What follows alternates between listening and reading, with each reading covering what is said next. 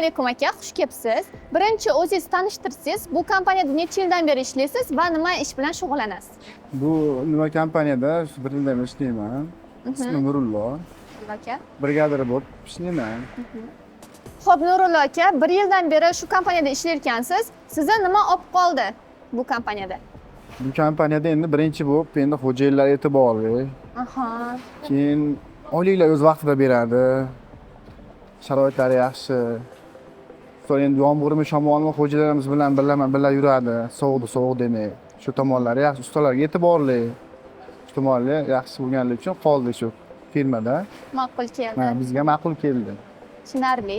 Nima uchun aynan ushbu kompaniyani tanlaganingiz yoki qanday bu sohaga kelib qolganingizni aytib bera olasizmi shu qurilish kompaniyasiga?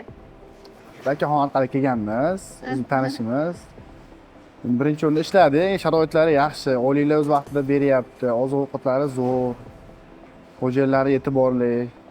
Shuning uchun endi o'zim ishlab, o'zimizga ma'qul keldi, shu firmada ishlayapmiz.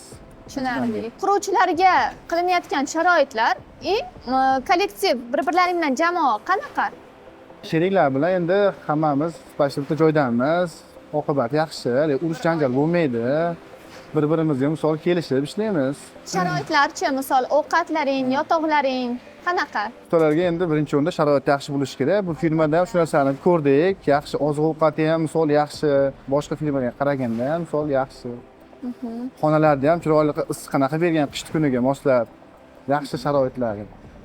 Endi obedga har doim chiroyli osh qilib beradi povur tog'amiz. Kechki paytga ujinga 2 mahal, 3 mahal har xil suyuq ovqatlar qilib beradi. Yaxshi sharoitlar. Ovqatlari shirin, go'shtligimasi yaxshi. Rahmat. UK Asset. Mustahkam va ishonchli uylar.